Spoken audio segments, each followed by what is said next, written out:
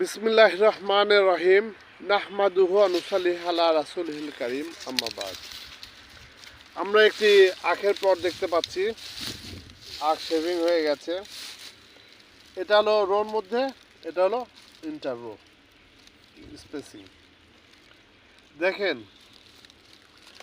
Just 2 বছর residue মালচের ফলে soil colour কি চেঞ্জ আসছে।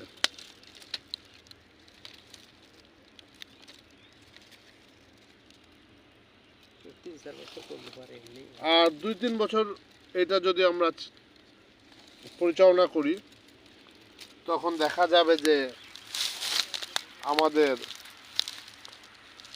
সয়েল হেলথ ইমপ্রুভমেন্টের কতটা ইফেক্ট পড়েছে।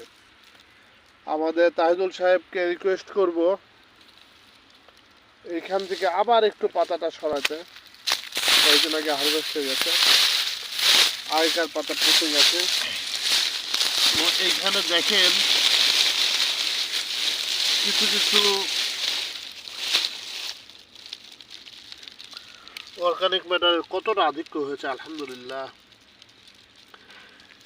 এইখানে দেখা যাচ্ছে কেঁচুর মাটি, না কেঁচুর মাটি, দেখেন কি সুন্দর। একটু হালকা করো তো, কেঁচোটা যেন না মারা যায়। দেখেন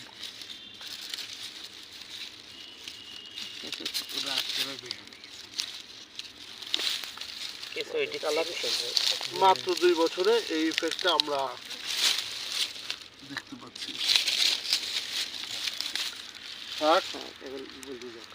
কেঁচো দেখা যাচ্ছে না, তবে কেঁচো আছে। কেঁচোর মাটি যেহেতু আছে, কেঁচো আছে।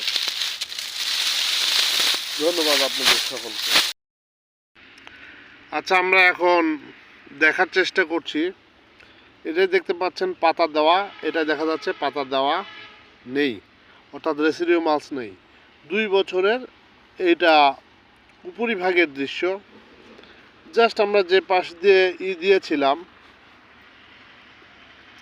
সেখানে আমরা উপলব্ধি করি, দেখা যাচ্ছে এখানে পাতা আছে উপর পাশটা, আর এই পাশ দিয়ে আমরা নিড়ানি ঢুকিয়ে এটা বের করেছি।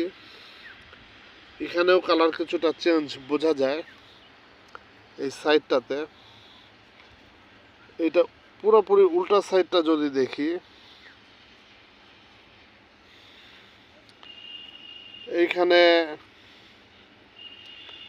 এখানে কম্প্যাকশনটা বেশি আছে দেখা যাচ্ছে।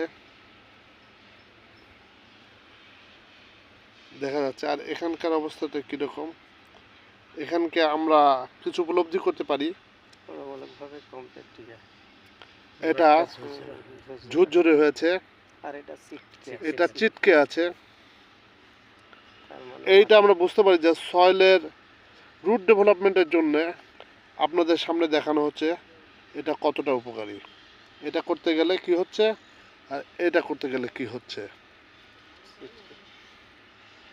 এটা সয়েল ফিজিক্যাল প্রপার্টির কিছু চেঞ্জ এসেছে।